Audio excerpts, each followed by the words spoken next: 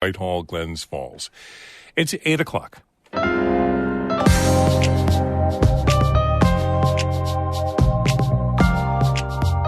Good morning. This is Northern Light for Wednesday, January 24th. I'm Monica Sandreski. And I'm Todd Moe. Lowville, Alexandria Bay, and Canton are receiving millions from the state to revamp their downtowns. Governor Hochul made the announcement on a stop in Lake Placid to push for more funding to upgrade Olympic facilities. If you don't put money in, they won't be worth going to. We will not be able to attract world-class events and sporting events and attract people from all over. We have to make those investments. St. Lawrence County is encouraging companies and local governments to use a new online solar development mapping tool. It shows where the county prefers solar development to take place that isn't on the highest quality farmland. A lot of times the conversation becomes that it's an either-or question of we either need solar development to combat climate change, or on the other side, it's we need to preserve our farmland for future generations. And this tool is trying to say that it's not an either-or kind of situation. And we'll meet the collage artist in Lake George addressing the pros and cons of nanotechnology and genetic modification. I am very much a visual artist, and what, in old school terms we call a formalist, where I want people to look at things and just have a certain sort of visual wow. All of that's coming up on Northern Light. Stick with us.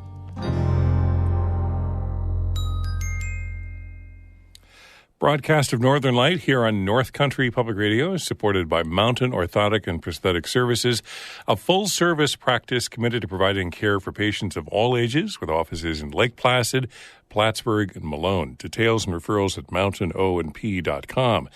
And by Blue Seed Studios, a multidisciplinary art center featuring classes for adults and youth, concerts, art exhibits, and more.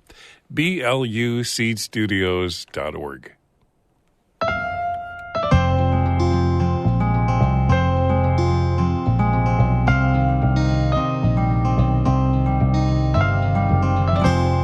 This is Northern Light. I'm Monica Sandreski. And I'm Todd Moe. 3 North Country communities will get millions of dollars from the state this year. That was one of the announcements made by Governor Hochul during her visit to the Adirondacks yesterday. Hochul also laid out details of her proposed state budget. Emily Russell reports. Dozens of people packed into the Olympic sports complex at Mount Van Hoevenberg in Lake Placid on Tuesday. One woman in the crowd still had her ski boots on. Ashley Walden, who's the new head of the Olympic Regional Development Authority, stepped on stage to get the event started. We're thrilled to host you on this exciting day, and it is my incredible honor to introduce your governor of the great state of New York, Kathy Hochul. Folks got up out of their seats and gave the governor a standing ovation. Good morning. It's great to be back in Winter Wonderland. Love coming here all year round, but this is a spectacular time. And I said my Hochul was in Lake Placid to promote her budget. She's proposing that the state spend $233 billion next year. The details of that budget will get debated and reworked by state lawmakers in the coming months. One item that will most likely make it in is funding for the Olympic Regional Development Authority. The state has pumped more than $550 million into ORDA facilities in recent years. That's paid for some major renovations at the ski jumps and hockey rinks, as well as new construction, like the building hosting this event. Hochul wants to send another $82 million to ORDA next year to keep these facilities up to date. They will deteriorate. If you don't put money in, they won't be worth going to. We will not be able to attract world-class events and sporting events and attract people from all over. We have to make those investments. And so this Olympic facility hosted a major national ski race just last weekend. The nearby Olympic ski jumps are hosting a World Cup in early February, and there will be a bobsled World Cup event here in March. Another budget item that will likely be a shoo-in is for the state's Downtown Revitalization Initiative.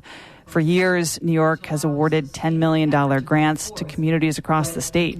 On Tuesday, Hochul revealed this region's latest winner. So today, we're very, very, very proud to announce the winners for the North Country competition, our 7th round, and I have it again in my budget for next year, that Lowville will receive the $10 million DRI funding to transform the sanitation. Hochul also announced that the communities of Alexandria Bay and Canton will each get $4.5 million to invest in their downtowns. That's funding from the New York Forward program. Another big item in Hochul's proposed budget is for housing. She wants to make $650 million available to communities committed to building new housing. Hochul highlighted a few of those places in the North Country that would qualify for that funding. North Elba, the village of Lowville, town of Plattsburgh, town of Canton, village of Canton, Chesterfields, Newcomb, North Hudson, and Willsboro. Those are the leaders. Those are the ones who say, we get it. We care about our... Hochul's ambitious plan to build more affordable housing across New York failed to make it into last year's budget. Rocky Aguirre, the executive director of the Adirondack Council, applauded the governor's continued push. The governor's always been pro-housing. It's an essential need. Even the environmental advocates see that as an essential need. Finding the right balance is going to be the critical piece. Specifically, Aguirre said, the balance between conserving the environment and building affordable workforce housing. There are a few key things that Hochul didn't include in her proposed budget that Aguirre wants to see put back in. Those include funding to continue to survey the climate and lake ecosystems in the Adirondacks, as well as money for the Timbuktu Summer Climate and Careers Institute. That program has brought students of color up from New York City to get training and education in the Adirondacks. Aguirre sees the program playing a critical role in the park's future. You can't announce, investments in climate and not see that as a program that invests in the young people who are essentially going to be the future of climate and climate resiliency work up here. Another budget item Aguirre and other Adirondack leaders want to see restored is for the Adirondack Diversity Initiative. Hochul's budget proposed a 30% funding cut for the ADI. Lawmakers have until April 1st to iron out and pass a state budget for next year. Emily Russell, North Country Public Radio, Lake Placid.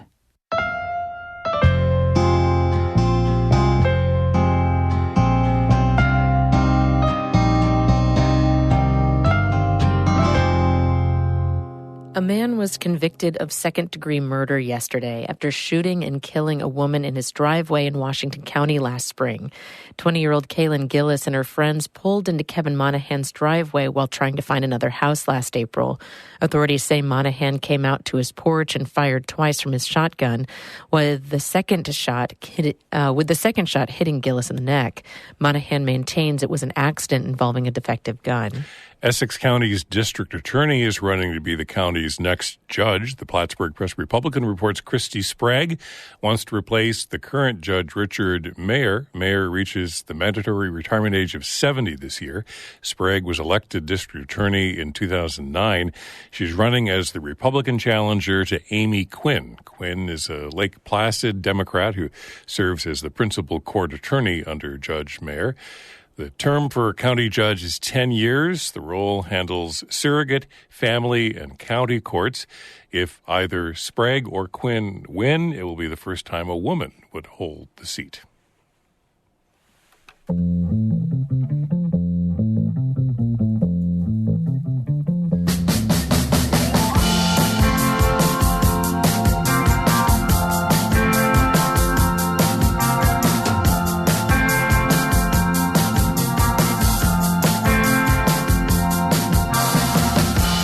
You're listening to Northern Light here on North Country Public Radio, 8 minutes past 8. Good morning, I'm Todd Moe. And I'm Monica Sandreski. Coming up, music and conversation with collage artist Nathan Meltz. His exhibit, The Utopia Machine, opens today at the Courthouse Gallery in Lake George. It's coming up in just a few minutes here on Northern Light.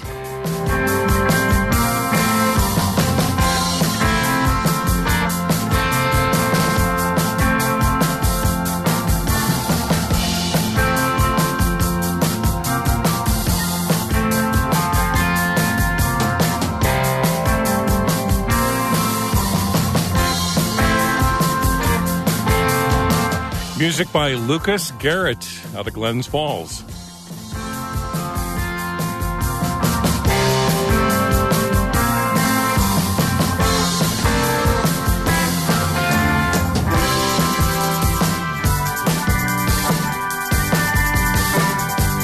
Northern Light is supported by North Country Children's Museum, Potsdam, with hands-on and minds-on exhibits and programs for children 12 and under and their families. Open Wednesday to Sunday, 10 to 5. NorthCountryChildren'sMuseum.org. And by Fort de la Presentation, presenting the reenactment of the Battle of Ogdensburg, February 17th and 18th at 1:30 p.m., open to the public. Details at fort1749.org.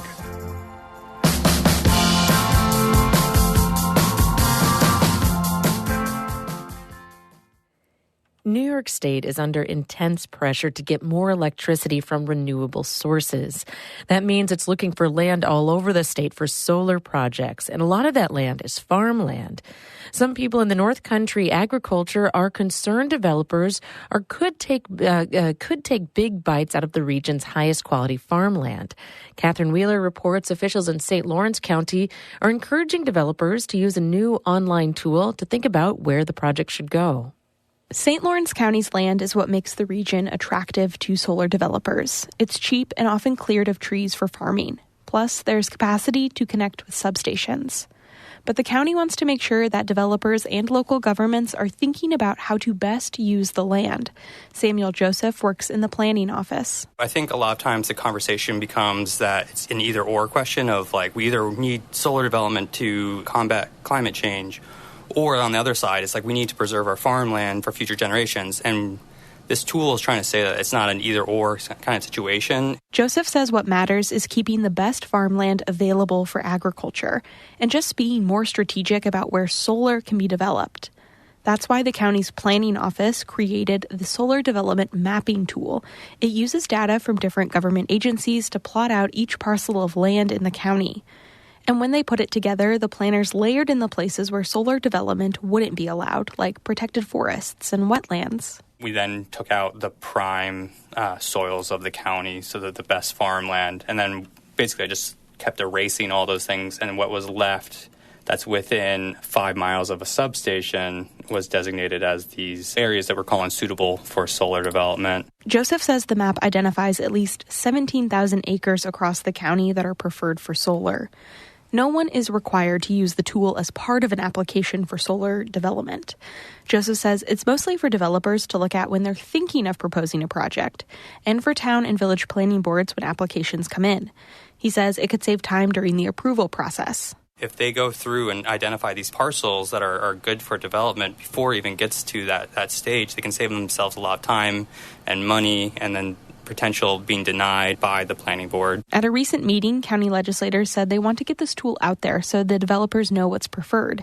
And while they can't tell landowners how to use their property, they also discussed if there are ways to incentivize these companies to not develop on prime farmland. Catherine Wheeler, North Country Public Radio. Supporters of a measure to combat climate change in New York say they're encouraged that Governor Hochul put elements of the bill in her state budget proposal. Karen DeWitt reports. The bill is known as the New York Heat Act. That stands for Home Energy Affordable Transition. It would, among other things, discourage natural gas hookups to new homes by eliminating a practice known as the 100-foot rule. Utility ratepayers currently shoulder the cost of the gas pipelines if the new construction is located less than 100 feet from the gas line. Advocates say that amounts to a $200 million subsidy per year for the gas companies. It would also cap energy bills for low and middle-income New Yorkers to 6% of their total income. Governor Hochul, for the first time, included the elimination of the 100-foot rule in her state budget proposal. She also backs changes that would make it easier for the utilities to convert entire neighborhoods from reliance on fossil fuels to clean energy sources like wind and solar power and geothermal energy. Hochul spoke about the urgency of reducing greenhouse gas emissions during her budget presentation, saying it's personally important to her. As a mom, as a grandma, we all have to be focused on the future that we're leaving for our children. We are so proudly saying that we are the most ambitious in the nation with our goals. We've committed to take decisive action. The legislature, this administration. We have to do it to meet the scale and the urgency of the climate crisis, all while growing our economy and protecting our consumers. At a rally at the Capitol on Tuesday, supporters, including Assemblywoman Patricia Fahey, expressed relief. It was a major breakthrough. We have not seen this for 2 years, and it really elevates the entire conversation. Fahey and other advocates say the changes would help New York meet its goals to reduce reliance on fossil fuels to net zero by 2050, as directed in the 2019 Climate Act. The gas industry does not support the measure, and some major unions are also against it. There's also been blowback among some members of the public and some Republican lawmakers over the limitations on natural gas access. The measure does not ban the use of natural gas. But a separate provision in the state's Climate Change Act would end the installation of gas stoves and other gas-fired appliances in some new construction beginning in 2026. Critics also say that all electric-generated heat is more expensive than gas-fueled heating and cooling. Fahey says the transition to wind, solar, and geothermal energy is initially costly. But speaking in a noisy hallway of the Capitol after the rally, she says after that initial equipment is installed, the energy would be largely cost-free. But in the end, if your renewable energy is free, it's just the transmission costs or the investments to upgrade. Like I know people already who already have solar and have geothermal. They actually are giving energy back to the utility companies who by law have to buy back from the ratepayers excess energy that is produced, known as net metering. Hochul did not include in her budget the HEAT Act's provision for a cap on utility bills for lower-income New Yorkers. Fahey and other backers say they are amending a bill to try to get that approved as a standalone measure. In Albany, I'm Karen DeWitt for the New York Public News Network.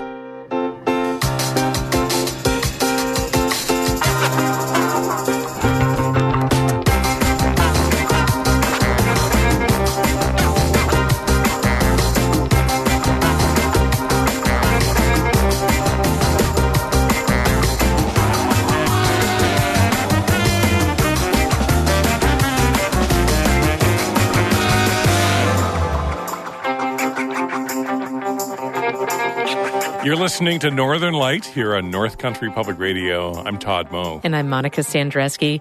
In just a minute, we'll have a preview of the new exhibit in Lake George. Then stick around after the show for Bird Note, the snarling, catfight-like sounds of the tricolored blackbird. That's just ahead at 8:42. But first, Todd has a look at the weather for us. We have a winter weather advisory that is in effect for the next couple of days for all of the North Country and Vermont. And the Weather Service says we're going to see a mix of snow and freezing rain. Could make driving today, tonight, and the morning commute tomorrow difficult. Let's go to the Weather Service. Again, could see a few inches of snow accumulation by tomorrow afternoon. And we have some schools that are closed today because of the weather. Snow days at Edwards Knox, Indian River, and Ticonderoga Central Schools. Indian River and Ticonderoga were on 2-hour delays. They're now closed for the day. So Edwards Knox, Indian River, Ticonderoga schools closed. Madrid-Waddington is going to be dismissing their students early today, elementary at 12:30, high school at 11:30, and there's no afternoon pre-K or BOCES at Madrid-Waddington Central School.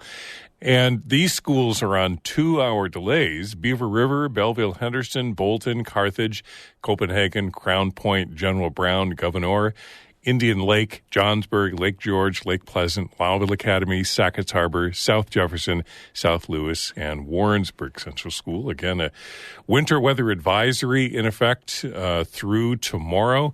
All of the North Country and Vermont with freezing rain and snow. The robot takeover is inevitable, but Nathan Meltz thinks we can survive it. Meltz is a screen printer and collage artist based in the Capital Region. All of his art deals with the long-term impacts of technology on our lives. It's featured in a new exhibit opening today at the Lake George Arts Project called The Utopia Machine. I caught up with Meltz over the phone as he was rearranging pieces there in the Courthouse Gallery. How's the installation going so far? So far, so good. I'm kind of putting the finishing touches on a paper installation that takes up about a quarter of the gallery. Now, is that your piece, Crystal City installation, or what piece is that? No, it's titled Golem, and in particular, it's one large figurative form made up of all these tiny, well, not tiny, but relatively smaller printed components of another little figure with all sort of a repeated color scheme that's created through a tessellation, basically. So it's kind of in a way designed as a puzzle piece. So it's great. You can ship it out to places in a small box, about the size of a pizza box, but it can become about, a 10 foot by 10 foot or larger installation that creates this sort of monstrous size figurative character. It's in this space, it's as tall as the gallery, which is maybe like a 10-foot tall ceiling. The courthouse gallery is kind of a quirky space with a hearth and windows, and Meltz is making the most out of that and installing the small paper figures to wrap around the window coves and mantle of the fireplace. This piece is big and loud, magenta, lavender, and yellow. Each small paper figure is printed with thick lines and images of screws and bolts. I am very much a visual artist in what, in old school terms we call a formalist, where I want people to look at things and just have a certain sort of visual wow. He's inspired by leftist screen printing from the mid-1900s, the anti-fascist posters of John Hertzfeld, the cartoonish covers of the Marxist magazine New Masses, and the bright 1960s prints about love and joy by Sister Corita Kent. Keeping in that tradition, he wants the initial wow of his pieces to rope people in to decode the imagery. Why does this robot chicken have a spacesuit on? Why is this whale traveling through space? Why does this robot pig have a breathing apparatus and sitting on a spaceship? The piece we were talking about at the beginning, Golem, is based on the Jewish mythical creature of the same name. He uses it a lot, and the story goes that a rabbi in 15th century Prague created this helper, the golem, out of clay to protect the Jews against pogroms and persecution. He says the golem was the original automaton. What would the golem be doing now if it existed? Who would it be if this is this robot of protection? Who needs protection right now? And then outside of the narrative, what can we do to protect the people who need it most right now? All of his work, whether it's about oppression or warfare or agriculture, is all through the lens of technology, how it's both destructive and offers a path forward. He collages images of mechanical parts to make humanoids and robot animals to tell these stories.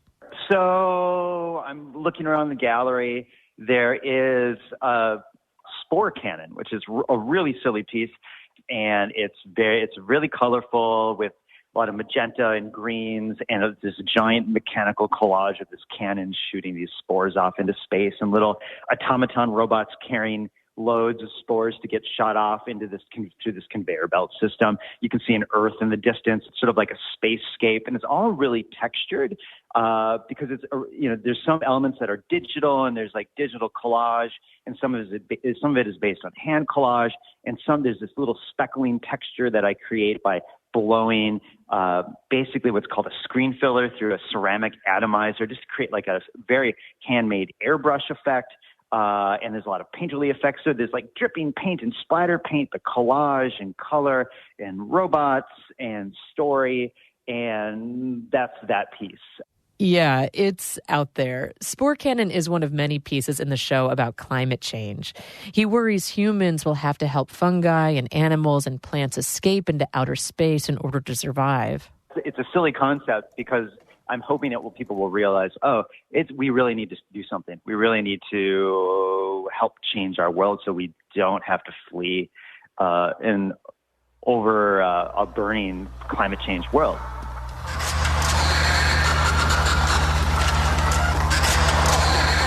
We're listening to original sound now from his short film, The Chicken Coop. In it, he uses collage to depict robot chickens dreaming of life outside their cages and slowly going crazy and eating their own eggs.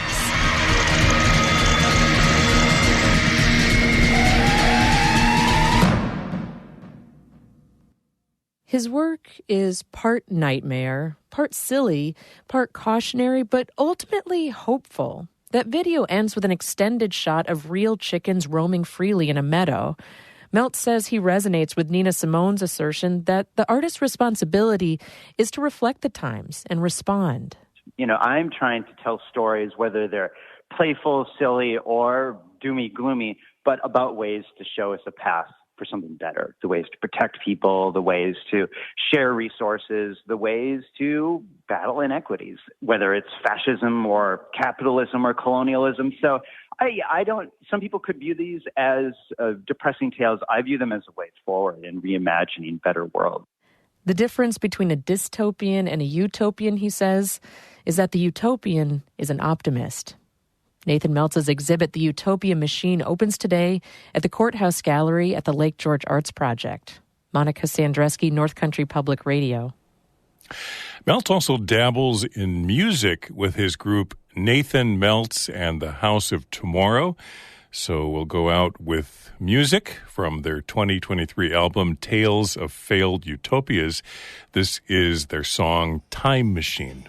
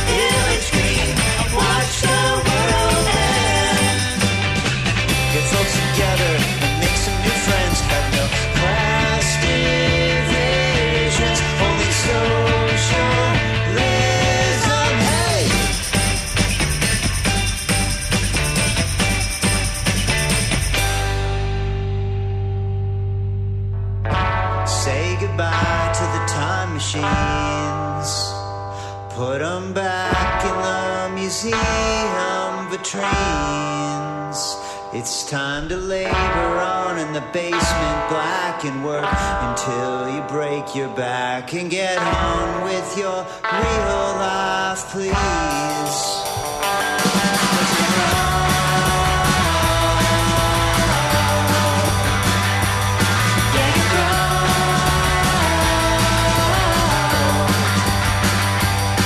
Nathan Meltz and the House of Tomorrow, Time Machine.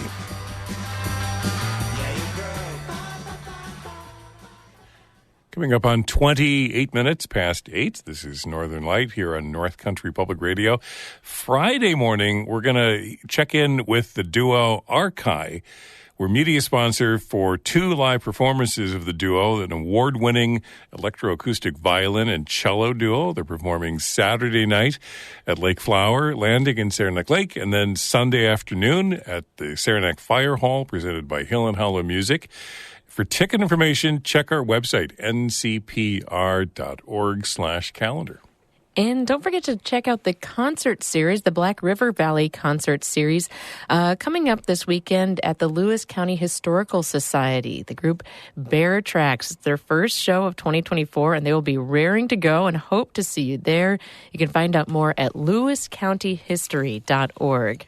We're getting snow, and so you can stop by Potsdam's annual snowman competition on Saturday morning at Ives Park. Always a lot of fun. Frosty Fest.